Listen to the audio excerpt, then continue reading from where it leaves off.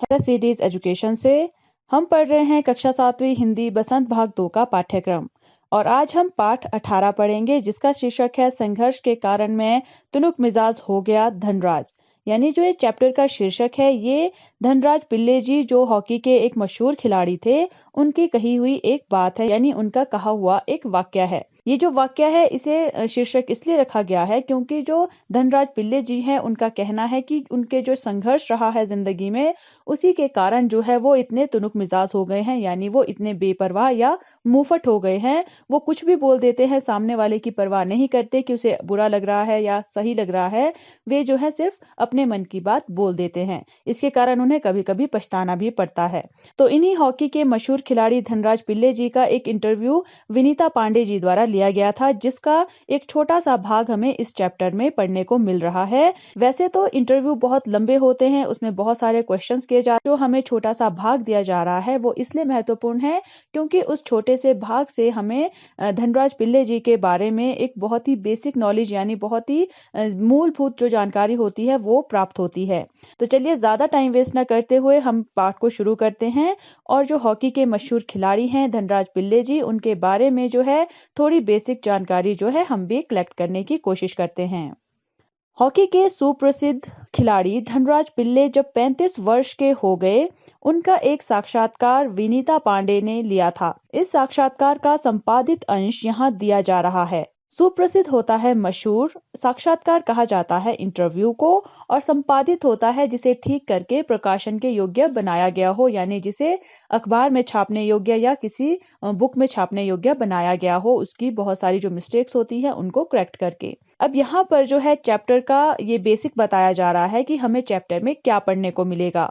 तो इस चैप्टर में क्या पढ़ने को मिलेगा, तो इस चैप्टर में हमें जो सुप्रसिद्ध यानी जो मशहूर खिलाड़ी हैं हॉकी के धनराज पिल्ले जी, उनका एक इंटरव्यू जो है विनीता पांडे जी ने जो लिया था उसका एक छोटा सा भाग जो है हमें इस चैप्टर में पढ़ने को मिलने वाला है।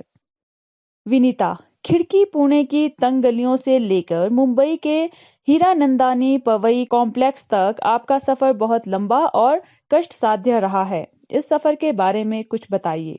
कष्ट साध्य होता है मुश्किल से होने वाला, यानी जो काम बहुत ही कठिनाई से हो, जिसमें बहुत कष्ट सहन करना पड़े। अब विनीता जी जो हैं वो धनराज जी से पहला क्वेश्चन करती हैं, और पहला क्वेश्चन वो क्या कर रही हैं कि जो खिड़की है, खिड़की जो है वो एक गांव का नाम है जो पुणे की तंग गलियों में बसा हुआ है। तो यहाँ पर विनीता जी जो है वो उनसे क्वेश्चन कर रही हैं कि पुणे की उस तंग गलियों से लेकर जो है मुंबई के हीरानंद पवई कॉम्प्लेक्स तक जो उनका सफर रहा है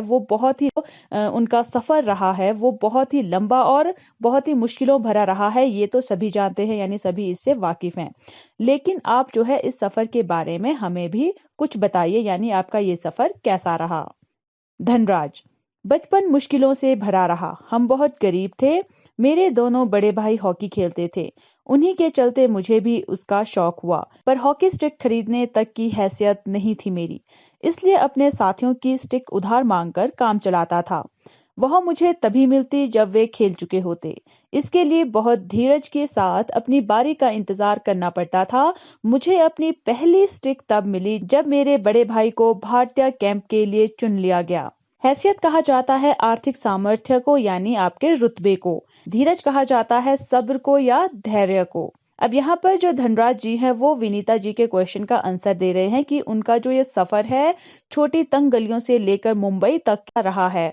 तो धनराज जी बताते हैं कि जो उनका बचपन है वो बहुत ही मुश्किलों भरा रहा है, यानी उन्हें बचपन में बहुत ही मुश्किलों का सामना करना पड़ा। जैसे वो बहुत गरीब थे और उनके जो दो बड़े भाई हैं उनसे वो हॉकी खेलते थे। अब बड़े भाइयों को जब वो हॉकी खेलते हुए देखते थे तो उन्हें भी हॉकी खेलने का शौक हो गया, पर अब जो है उनके पास हॉकी स्टिक नहीं थी और उनकी इतनी हैसियत नहीं थी या उनका उतना रुतबा नहीं था, उनके पास इतनी फाइनेंशियल जो है वो इतने स्ट्रांग नहीं थे कि वो अपनी हॉकी स्टिक खरीद सके, क्योंकि हॉकी स्टिक जो है वो बहुत ज्यादा महंगी होती है।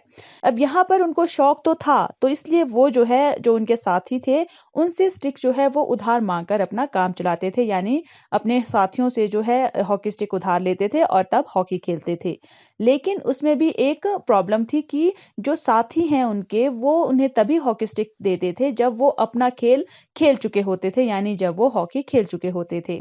अब यहाँ पर धनराज जी ये बताते हैं कि उनकी हॉकी स्टिक का इंतजार करने के लिए बहुत ज्यादा सब्र करना पड़ता था, अपनी बारी का इंतजार करना पड़ता था। अब जो है उनको पहली हॉकी स्टिक कब मिली? जब उनके जो बड़े भाई हैं वो भारतीय कैंप के लिए चुन लिए गए। अब जब वो भारतीय कैंप में जाएंगे तो अपनी पुरानी स्टिक तो लेकर नहीं जाएंगे, वहां पर उनको नहीं मिलेगी, तो इसलिए वो जो है अपनी पुरानी स्टिक घर पे छोड़ गए, या फिर ये कह सकते हैं कि धनराज जी को उन्होंने दे दी। इसलिए धनराज जी कहते हैं कि उनको अपनी पहली स्टिक तब मिली जब उनके भाई जो है भारतीय कैंप के लिए चुन लिए गए। उसने मुझे अपनी पुरानी स्टिक दे दी। वह नई तो नहीं थी, लेकिन मेरे लिए बहुत कीमती थी, क्योंकि वह मेरी अपनी थी। अब यहाँ पर देखिए धनराज जी कितने खुश हो गए थे। वो जो है उस पुरानी हॉकी स्टिक से भी इतने खुश थे। वो कीमती इसलिए थी उनके लिए क्योंकि वो अब कह सकते थे कि वो मेरी है, क्योंकि वो अब उन्हें दी गई थी। वो पुरानी थी लेकिन उनके लिए वो बिल्कुल नई थी। मैंने अपनी जूनियर राष्ट्रीय हॉकी सन 1985 में मणिपुर में खेली। तब मैं सिर्फ 16 साल का था। देखने में दुबला पतला और छोटे बच्चे जैसा चेहरा। अपनी दुबली कदकाठी के बावजूद मेरा ऐसा दबदबा था कि कोई मुझसे भिड़ने की कोशिश नहीं करता था। मैं बहुत जुझारू था, मैदान में भी और मैदान से बाहर भी। कदकाठी होता है शरीर की बनावट और दबदबा होता है प्रभाव या डर। भिड़ना होता है लड़ाई झगड़ा करना, और जुझारू कहा जाता है संघर्षशील को, यानी जो बहुत ज्यादा अपने काम को लेकर पैशनेट हो। अब यहाँ पर धनराज जी अपने सफर के बारे में आगे बताते हैं कि उन्होंने जो है अपने जूनियर राष्ट्रीय हॉकी कप खेली 1985 में मणिपुर में, और वो उस समय केवल 16 साल के थे। अब अपने 16 साल का जो उनका शरीर था वो कैसा था? दुबला पतला था, और उनका जो चेहरा है उसको देखकर दूर से ही कोई बता सकता था कि ये छोटा बच्चा है, कोई बता सकता था कि ये छोटा बच्चा है। लेकिन यहाँ पर धनराज जी ये भी बताते हैं कि उनका जो शरीर की बनावट है वो भले ही दुबली पतली थी, लेकिन उनका प्रभाव या उनका डर इतना था सब में कि कोई भी उनसे लड़ाई झगड़ा करने की कोशिश तक नहीं करता था। अब धनराज जी जो है वो बहुत ज्यादा मेहनती थे, मैदान में भी और मैदान के बाहर भी। 1986 में मुझे सीनियर टीम में डाल दिया गया और मैं बोरिया बिस्तरा बांधकर मुंबई चला आया। उस साल मैंने और मेरे बड़े भाई रमेश ने मुंबई लीग में बेहतरीन खेल खेला। हमने खूब धूम मचाई। इसी के चलते मेरे अंदर एक उम्मीद जागी कि मुझे ओलंपिक के लिए नेशनल कप से बुलावा जरूर आएगा, पर नहीं आया। मेरा नाम 57 खिलाड़ियों की लिस्ट में भी नहीं था। बड़ी मायूसी हुई। बेहतरीन होता है बहुत अच्छा, और उम्मीद होता है आशा, और मायूसी कहा जाता है निराशा को।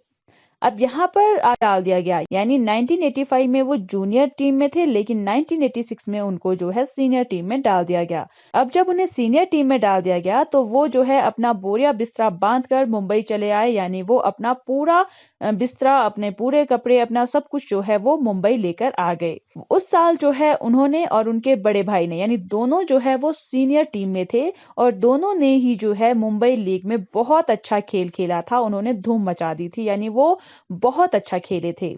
इसी के चलते जो है धनराज जी के अंदर ये आशा जाग गई थी कि उन्होंने इतना अच्छा प्रदर्शन किया है, वो इतना अच्छा खेले हैं, अब जो है उन्हें जो ओलंपिक्स होने वाले हैं 1988 में, उसके लिए जो है नेशनल कप के लिए उनको जरूर बुलाया जाएगा। लेकिन ऐसा नहीं हुआ, उनको नहीं बुलाया गया, बल्कि उनका जो नाम है वो 57 खिलाड़ियों की लिस्ट में भी नहीं था। तो उनको जो है बहुत ज्यादा निराशा हुई थी ये जानकर कि उन्होंने इतना अच्छा प्रदर्शन किया, फिर भी जो है उनका नाम 57 खिलाड़ियों के अंदर भी नहीं आया, यानी वो 57 खिलाड़ियों के बाद थे। मगर एक साल बाद ही ऑलविन एशिया कप के कैंप के लिए मुझे चुन लिया गया। तब से लेकर आज तक मैंने पीछे मुड़कर नहीं देखा। यानी 1986 में जो उन्होंने अच्छा प्रदर्शन किया था, फिर भी उनको जो है ओलंपिक्स के लिए नहीं चुना गया, लेकिन एक साल बाद यानी 1987 में जो है उनको ऑलविन एशिया कप के लिए चुन लिया गया था, और उसके बाद वो मेहनत करते गए और आगे ही बढ़ते गए। उन्होंने कभी पीछे मुड़कर नहीं देखा, यानी कभी भी वे मायूस नहीं हुए। उन्होंने जो है बहुत अच्छा प्रदर्शन वो जो है अपने खेल में करते गए। धनराज पिल्ले के व्यक्तित्व को रेखांकित करते हुए विनीता पांडे ने लिखा है, वह आपको कभी हंसाता है, कभी रुलाता है, कभी विस्मय से भर देता है तो कभी खींच से भी। उसके व्यक्तित्व के कई उसके व्यक्तित्व के कई रंग है और कई भाव। उसने ठेठ जमीन से उठकर आसमान का सितारा बनने की यात्रा तय की है। यहाँ पर जो विनीता पांडे जी है, उन्होंने जो है पूरा जो उन्होंने इंटरव्यू लिया था, उसके आधार पर धनराज पिल्ले जी का जो व्यक्तित्व है, उनकी जो पर्सनैलिटी है, उसके बारे में जो है हमारे सामने कुछ बातें रखी है। यानी उन्हें जो महसूस हुआ, उन्होंने जो अनुभव किया धनराज पिल्ले जी के बारे में, वे यहाँ पर बता रही हैं। यहाँ पर वे बताती हैं कि जो धनराज पिल्ले जी हैं, वो आपको कभी तो हंसा देते हैं, लेकिन कभी वो आपको रुला भी देते हैं। कभी आश्चर्य से भर देते हैं और कभी-कभी उनकी बातें सुन के आपके अंदर क्रोध भी भर जाता है, जो आपके मन में ही रह जाता है, क्योंकि धनराज पिल्ले जी का जो पर्सनैलिटी है, आप उसके सामने जो है अपने गुस्से को ज़ाहिर नहीं कर सकते हैं। अब वनीता पांडे जी ये भी कहती हैं कि जो धनराज पिल्ले जी हैं, उनकी जो निजी विशेषताएं हैं या फिर जो उनकी पर्सनैलिटी है, वो कई रंग की है। उसके कर जो है आसमान का सितारा बनने की यात्रा तय की है। यानी वो एक छोटे से गांव से उठकर जो है बहुत ही मशहूर खिलाड़ी बने हैं। तो इसलिए जो है उनका जो व्यक्तित्व है, यानी उनकी जो पर्सनैलिटी है, उसमें बहुत सारे रंग आ गए हैं, बहुत सारे भाव आ गए हैं। आगे विनीता जी प्रश्न करती हैं, आपका विद्यार्थी जीवन कैसा रहा? अपने स्कूल के दिनों से आपकी किस प्रकार की यादें जुड़ी हैं? धनराज, मैं पढ़ने में एकदम फिसड्डी था। किसी तरह 10वीं तक पहुंचा, मगर उसके आगे तो मामला बहुत कठिन था। एक बात कहूं, अगर मैं हॉकी खिलाड़ी ना होता तो शायद एक चपरासी की नौकरी भी मुझे ना मिलती। आज मैं बैचलर ऑफ साइंस या आर्ट्स भले ही ना हूं, पर गर्व से कह सकता हूं कि मैं बैचलर ऑफ हॉकी हूं। हंसते हुए, और मेरी शादी के लिए आप मुझे बैचलर ऑफ हॉकी कह सकते हैं। फिसड्डी कहा जाता है किसी काम में पिछड़ा हुआ, यानी जो किसी काम में बिल्कुल निकम्मा हो। किसी काम में बिल्कुल निकम्मा हो। अब यहाँ पर विनीता जी क्वेश्चन कर रही हैं धनराज जी से कि उनका जो विद्यार्थी जीवन था वो कैसा था, और जो स्कूल के दिन हैं उनमें कौन सी ऐसी यादें हैं जो उनके साथ अभी तक हैं। यानी उनकी ऐसी कौन सी यादें हैं जिनको वो अपने साथ जो है आज तक याद करते हैं। धनराज जी उनका ये क्वेश्चन सुनकर उनसे कहते हैं कि वो पढ़ने में बहुत ही निकम्मे थे, यानी वो पढ़ने में बहुत ही बेकार थे। उन्होंने किसी तरह 10वीं तो पास कर ली थी, लेकिन उसके आगे की जो पढ़ाई है वो बिल्कुल कठिन थी। यानी वो केवल 10वीं तक पढ़े हैं, उसके आगे उनका पढ़ना नामुमकिन था, इसलिए उन्होंने छोड़ दिया था। अब वो यहाँ पर ये भी कहते हैं कि मैं एक बात कह सकता हूँ कि अगर वे हॉकी के खिलाड़ी नहीं होते तो वे शायद आज एक चपरासी की नौकरी भी नहीं कर रहे होते। यानी वो बिल्कुल निकम्मे होते। आज के समय में वे कहते हैं कि वे भले ही बैचलर ऑफ साइंस नहीं हैं, बैचलर ऑफ आर्ट्स नहीं हैं, लेकिन वो गर्व से कह सकते हैं कि वो बैचलर ऑफ हॉकी हैं। यानी वो हॉकी के बहुत ही अच्छे खिलाड़ी हैं। वो जो है मजाक करते हुए विनीता जी से ये भी कहते हैं कि उनकी शादी के लिए अगर वो किसी लड़की को उनका प्रपोजल दें तो वो ये कह सकते हैं कि ये लड़का जो है मास्टर ऑफ हॉकी है। यानी जैसे किसी के बारे में आप इंट्रोड्यूस करते हैं तो आप उसकी एजुकेशन जब बताते हैं तो कैसे कह सकते हैं कि बैचलर ऑफ साइंस है, बैचलर ऑफ आर्ट्स है। तो यहाँ पर वही बात जो है धनराज जी हंसी मजाक में कहते हैं कि आप जो है मुझे जो है मास्टर ऑफ हॉकी कह सकते हैं। विनीता, आप इतने तुनुक मिजाज क्यों हैं? कभी कभी आप आक्रामक भी हो जाते हैं। धनराज, इस बात का संबंध मेरे बचपन से जुड़ा हुआ है। मैं हमेशा से ही अपने आप को बहुत असुरक्षित महसूस करता रहा। मैंने अपनी माँ को देखा है कि उन्हें हमारे पालन पोषण में कितना संघर्ष करना पड़ा है। मेरी तुनक मिजाजी के पीछे कई वजह हैं। तुनक मिजाज होता है मुंहफट और आक्रामक होता है आक्रमण करने वाला। अब यहाँ पर विनीता जी क्वेश्चन करती हैं धनराज जी से कि आप जो है इतने मुंहफट क्यों हैं? क्योंकि वे कभी भी कोई भी बात कह देते हैं, वो ज्यादा सोचते नहीं हैं।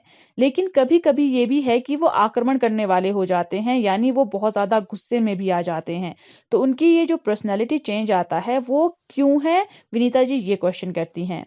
तो जो धनराज जी हैं वो आंसर देते हैं कि इसका जो संबंध है वो उनके बचपन से जुड़ा हुआ है, क्योंकि हमेशा से ही जो है उन्होंने अपने आप को असुरक्षित महसूस किया है। यानी वो अपने आप को बहुत ही दबा हुआ महसूस करते थे। अब उन्होंने बचपन से अपनी माँ को देखा है, जिन्होंने जो है उनका पालन पोषण किया है, और उनके पालन पोषण में जो है उनको बहुत ही ज़्यादा संघर्ष करना पड़ता था, यानी बहुत ज़्यादा कठिनाई का सामना जो है उनकी माँ को उन भाई-बहनों के पालन पोषण के लिए करना पड़ता था। और वो ये भी बताते हैं कि उनकी जो ये तुनक मिजाजी है या मुँहफट होना है, इसके पीछे और भी कई वजह हैं। लाग लपेट वाला आदमी हूँ। मन में जो आता है सीधे सीधे कह डालता हूँ, और बाद में कई बार पछताना भी पड़ता है। मुझसे अपना गुस्सा रोका नहीं जाता। दूसरे लोगों को भी मुझे उकसाने में मजा आता है। मुझे जिंदगी में हर छोटी बड़ी चीज के लिए जूझना पड़ा, जिससे मैं चिड़चिड़ा हो गया हूँ। साथ ही साथ मैं बहुत भावुक इंसान भी हूँ।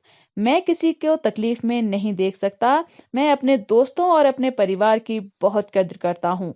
मुझे अपनी गलतियों के लिए माफी मांगने में भी कोई शर्म महसूस नहीं होती। जूझना होता है संघर्ष करना, और कद्र कहा जाता है इज्जत को।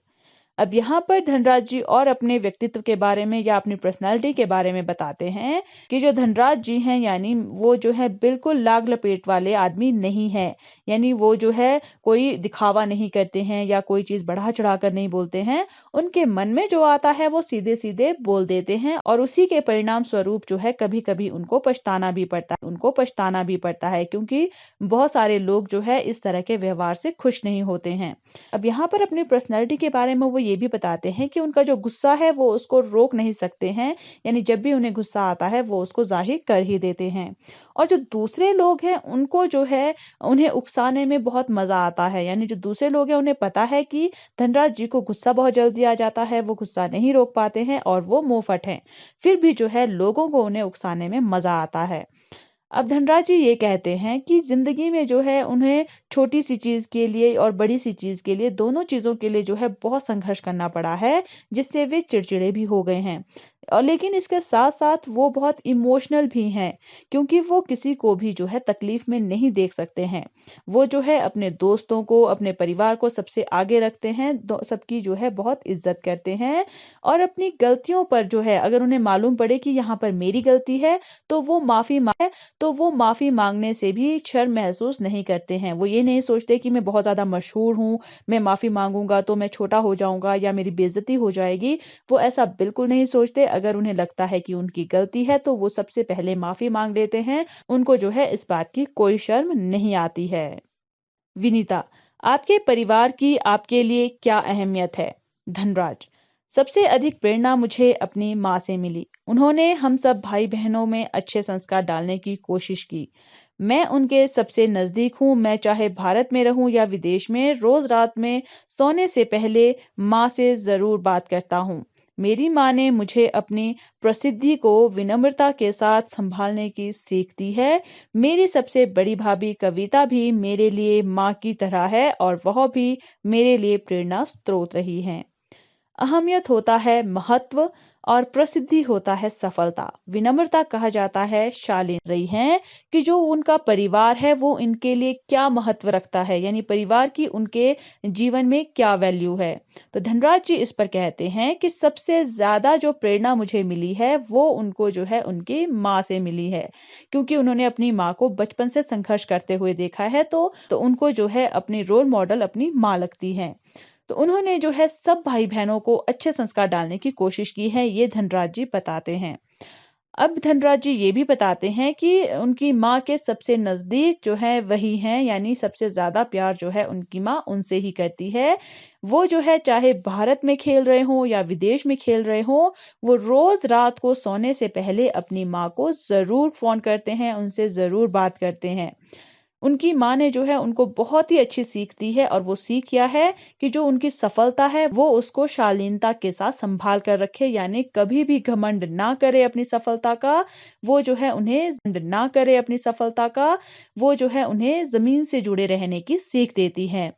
अब धनराज जी यहाँ पर अपनी बड़ी भाभी जिनका नाम कविता बताते हैं, वो उनको भी अपनी माँ की जगह देखते हैं, यानी अपनी माँ की तरह देखते हैं, और वो भी जो है उनके लिए प्रेरणा स्रोत रही हैं, ये भी वे बता रहे हैं। विनीता, आपने सबसे पहले कृत्रिम घास पर हॉकी कब खेली? धनराज, मैंने सबसे पहले कृत्रिम घास तब देखी जब राष्ट्रीय खेलों में भाग लेने 1988 यानी 1988 में नई दिल्ली आया। मुझे याद है कि किस तरह सोम्या और जोक्विम कारवाल्हो मुझे एक कोने में ले जाकर कृत्रिम घास पर खेलने के गुर बता रहे थे और जब वे बताने में लगे हुए थे मैं झुक झुक कर उस मैदान को छू रहा था। मुझे विश्वास ही नहीं हो रहा था कि विज्ञान इस कदर तरक्की कर सकता है जिससे कृत्रिम घास तक उगाई जा सके। कृत्रिम घास यानी एस्ट्रो टर्फ यानी कृत्रिम हुआ जो प्राकृतिक ना हो, जो मनुष्य द्वारा बनाया गया हो। राष्ट्रीय खेल होता है नेशनल्स और गुर होता है उपाय। अब विनीता जी यहाँ पर क्वेश्चन कर रही हैं कि जो धनराज जी हैं उन्होंने सबसे पहले कृत्रिम घास यानी जो प्राकृतिक नहीं है, मानव द्वारा निर्मित घास है, उस पर हॉकी कब खेली थी। तो धनराज जी बताते हैं कि उन्होंने नेशनल्स में भाग लेने के लिए जब वो नई दिल्ली आए थे 1988 में, तब उन्होंने पहली बार जो है कृत्रिम घास देखी थी। और वे ये भी बताते हैं कि उनको ये याद है कि किस तरह से जो है सोम्या और जैक्विम कारवाल्हो उनको जो है कोने में ले जाकर उस कृत्रिम घास पर किस तरह से खेलना है उसके उपाय बता रहे थे, क्योंकि उनको पता था जो धनराज जी हैं वो पहली बार कृत्रिम घास पर खेलने वाले हैं और वे जो है कोई गलती ना कर दे, उनको जो है थोड़ा तजुर्बा हो जाए जल्दी, तो इसलिए जो है वो कुछ कुछ उपाय उन्हें बता रहे थे कि किस तरह से इस कृत्रिम घास पर खेला जाता है। और जब वे उन्हें बता रहे थे ये सारी चीजें, तब जो धनराज जी हैं वो झुक झुक कर उस मैदान को छू रहे थे, क्योंकि उनको विश्वास नहीं हो रहा था कि विज्ञान ने जो है इतनी तरक्की कर ली है कि अब जो है कृत्रिम घास भी। विनीत, हर युवक का यह सपना होता है कि उसके पास एक कार हो। आपके पास अपनी पहली कार कब आई? धनराज, मेरी पहली कार एक सेकंड हैंड अरमाडा थी जो मुझे मेरे पहले के एम्प्लॉयर ने दी थी। तब तक मैं काफी नामी खिलाड़ी बन चुका था, मगर यह कोई जरूरी नहीं कि शोहरत पैसा साथ लेकर आए। मैं तब भी मुंबई की लोकल ट्रेनों और बसों में सफर करता था, क्योंकि टैक्सी में चढ़ने की हैसियत मुझ में नहीं थी। नामी होता है मशहूर और शोहरत होता है प्रसिद्धि। हैसियत कहा जाता है आर्थिक सामर्थ्य को। अब विनीता जी जो है वो धनराज जी से कहती हैं कि जितने भी युवक होते हैं, जितने भी नौजवान व्यक्ति होते हैं, उनका एक सपना रहता है कि उनके पास अपनी एक कार हो। और वे यहाँ पर धनराज जी से पूछती हैं कि उनके पास उनकी अपनी पहली जो कार है वो कब आई, यानी उन्होंने अपनी पहली कार कब खरीदी थी। तो जो धनराज जी हैं वो आंसर देते हैं कि उनकी जो पहली कार उनके पास थी वो एक एक सेकंड हैंड अरमाडा कार थी और ये कार जो है उन्हें उनके पहले एम्प्लॉयर ने दी थी। तब तक जो है जो धनराज जी हैं वो बहुत ज्यादा मशहूर खिलाड़ी बन गए थे, लेकिन वो यहाँ पर एक बात क्लियर कर देते हैं कि जो प्रसिद्धि है, जरूरी ये नहीं है कि आप बहुत मशहूर हो जाएं, बहुत प्रसिद्ध हो जाएं, तो वो प्रसिद्धि आपको साथ में पैसा लेकर भी दे। यानी ऐसी बात नहीं है कि जो मशहूर होते हैं वो हमेशा से अमीर होते हैं। ये यहाँ पर इसलिए ऐसा कह रहे हैं क्योंकि वे मशहूर जरूर हो गए थे, लेकिन तब भी जो है वे मुंबई की लोकल ट्रेनों और बसों में सफर करते थे, क्योंकि उनके पास टैक्सी में चढ़ने तक के पैसे नहीं होते थे।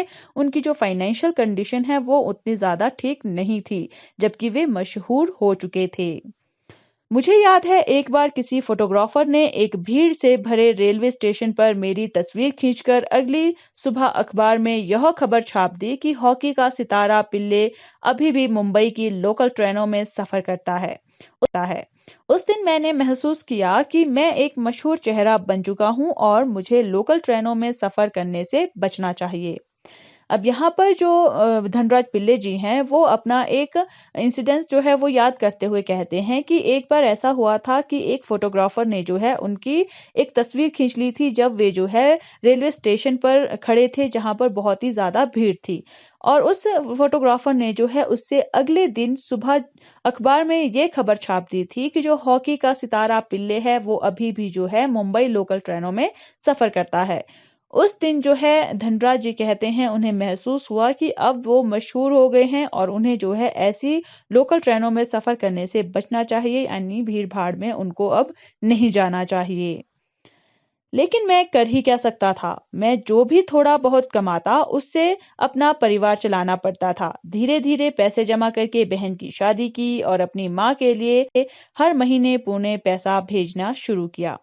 आज मेरे पास एक फोर्ड आइकॉन है जिसे मैंने सन 2000 में खरीदा था, मगर वह किसी कारपोरेट हाउस का दिया हुआ तोहफा नहीं बल्कि मेरी मेहनत की गाड़ी कमाई से खरीदी हुई कार है। गाड़ी कमाई होता है कड़ी मेहनत से अर्जित धन या संपत्ति। अब यहाँ पर धनराज पिल्ले जी जो हैं उनको ये महसूस तो हो गया था कि वो मशहूर हो गए हैं, उनको भीड़-भाड़ वाले इलाके से अब बचना चाहिए, उनको लोकल ट्रेनों में सफ़र नहीं करना चाहिए। लेकिन वो ये भी बताते हैं कि वो मजबूर थे, वे कर ही क्या सकते थे क्योंकि उनकी जो फाइनेंशियल कंडीशन थी वो बहुत ज़्यादा अच्छी नहीं थी। वो जितना भी कमाते थे उससे जो है उनको पहले अपना परिवार चलाना पड़ता था। धीरे-धीरे उन्होंने थोड़े-थोड़े पैसे जमा किए जिससे पहले उन्होंने अपनी बहन की शादी की और उसके बाद जो है वो हर महीने अपनी माँ को जो है थोड़े-थोड़े पैसे जो है भेजा करते थे ताकि उनकी माँ को कोई तकलीफ ना हो। लेकिन आज धनराज पिल्ले जी कहते हैं कि आज उन फोर्ड आइकॉन है। उन्होंने ये कार जो है सन 2000 में खरीदी थी। लेकिन यहाँ पर ये भी क्लियर कर देते हैं कि ये जो कार है वो उनकी कड़ी मेहनत से जो उन्होंने धन कमाया था, उन्होंने जो पैसा जमा किया था, उससे खरीदी हुई कार है। किसी कॉर्पोरेट हाउस ने उनको ये कार जो है गिफ्ट में नहीं दी है। विनीता, सफलता का आपके लिए क्या महत्व है? हॉकी को आपने इतना कुछ दिया, इसके बदले आपको क्या मिला? धनराज, कुछ रुपए इनाम में मिले थे मगर आज खिलाड़ियों को जितना मिलता है उसके मुकाबले में पहले कुछ नहीं मिलता था। मेरी पहली जिम्मेदारी थी परिवार की आर्थिक तंगी को दूर करना और उन सबको एक बेहतर जिंदगी देना। विनीता जी यहाँ पर धनराज जी से क्वेश्चन कर रही है कि जो उनकी सक्सेस है वो उनके लिए क्या इंपॉर्टेंस रखती है, क्या महत्व रखती है, और वे जो है साथ में ये भी पूछती हैं कि उन्होंने हॉकी के लिए इतना कुछ किया है तो क्या हॉकी ने जो है बदले में उनको भी कुछ दिया है। तो धनराज जी जो है इसका आंसर देते हैं कि कुछ जो रुपए हैं वो इनाम में मिले थे, लेकिन आज जो प्रेजेंट में खिलाड़ी हैं जितना उनको मिलता है उसके मुकाबले वो कुछ भी नहीं था। यानी पहले के खिलाड़ियों को बहुत कम चीजें मिलती थी आज के मुकाबले में। अब जो पहली जिम्मेदारी थी उनकी, वो थी परिवार की आर्थिक तंगी को दूर करना, यानी परिवार को फाइनेंशियली स्टैंड करना और उनकी जिंदगी को बेहतर करना, क्योंकि उन्होंने अपने परिवार को हमेशा संघर्ष करते हुए देखा था, गरीबी में देखा था। तो उनकी पहली जिम्मेदारी ये बनती थी कि वो अपने परिवार को इस मुसीबत से निकाले।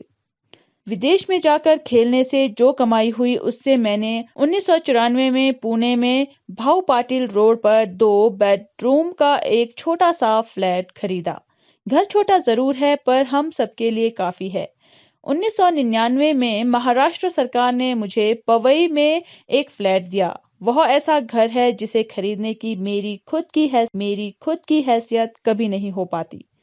अब यहाँ पर धनराज जी बताते हैं कि अपने देश में खेलने से तो वो बहुत ज्यादा कमाई नहीं कर पाते थे, लेकिन विदेश में जाकर खेलने पर उन्हें जो कमाई हुई उससे जो है उन्होंने 1994 में जो है पुणे में भाऊ पाटिल रोड में जो है एक छोटा सा फ्लैट खरीदा था, जो 2 बेडरूम का फ्लैट था। अब ये घर छोटा सा जरूर था, लेकिन वो बताते हैं कि उनकी पूरी फैमिली के लिए ये काफी था, यानी वो अच्छे से उसमें एडजस्ट हो सकते थे। 1999 यानी 1999 में जो है महाराष्ट्र सरकार ने धनराज पिल्ले जी को जो है पवई में एक फ्लैट दिया। अब धनराज पिल्ले जी बताते हैं कि जो वो फ्लैट है वो इतना अच्छा है, या फिर वो घर जो है वो इतना अच्छा है, इतना सही है कि उसको खरीदना अगर वो चाहते तो उनके इतनी फाइनेंशियल जो है वो कभी भी इतने स्ट्रांग नहीं हो पाते कि वो उस घर को खरीद पाए। तो वे जो है महाराष्ट्र सरकार के इसके लिए आभारी रहे हैं। विनीता, सेलिब्रिटी के साथ एक ही मंच पर बैठना कैसा लगता है? धनराज, बहुत अच्छा।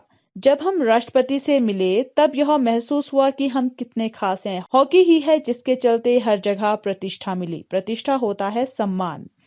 अब यहाँ पर जो विनीता है वो क्वेश्चन करती हैं कि अब जो है वो बहुत ही मशहूर हो गए हैं, तो सेलिब्रिटीज के साथ जब उन्हें कोई मंच जो है, कोई स्टेज जो है वो शेयर करना पड़ता है, वो जब उस मंच पर बैठते हैं तो उनको कैसा महसूस होता है। तो धनराज पिल्ले जी कहते हैं कि सेलिब्रिटीज के साथ बैठना उनको बहुत अच्छा लगता है, और सबसे अच्छा उन्हें तब महसूस हुआ जब वे राष्ट्रपति से मिले। तब उनको ये महसूस हुआ कि वो अब बहुत ज्यादा खास हो गए हैं। और यहाँ पर उनको ये भी महसूस हुआ कि ये हॉकी ही है जिसके चलते जो है उनको हर जगह इतना सम्मान मिल रहा है, यानी वो अपनी जो उनकी मेहनत है हॉकी खेलने में उसको भी उतना इम्पोर्टेंस नहीं दे रहे हैं। वो सिर्फ ये कह रहे हैं कि वे इस हॉकी के जरिए ही पहचाने जा रहे हैं, इस हॉकी के जरिए ही उनको जो है हर जगह सम्मान मिल रहा है, तो वो हॉकी को सबसे आगे रखते हैं। तो ये था उस इंटरव्यू का एक छोटा सा हिस्सा जहां पर हमें धनराज जी के व्यक्तित्व के बारे में या उनके परिवार के बारे में थोड़ी बहुत जानकारी मिलती है, जिससे हम धनराज पिल्ले जी के व्यक्तित्व को या पर्सनालिटी को थोड़ा बहुत समझ पाते हैं। आशा करते हैं कि इस चैप्टर के थ्रू जो भी क्वेश्चंस आपसे पूछे जाएंगे आप उसके आंसर्स अब आसानी से दे सकते हैं। इसी के साथ साथ आप हमारे चैनल सक्सेस सीरीज एजुकेशन को फेसबुक, यूट्यूब, इंस्टाग्राम और ट्विटर पर भी फॉलो कर सकते हैं ताकि इसी तरह के दूसरे चैप्टर्स या फिर यूजफुल वीडियोस को आप मिस ना करें।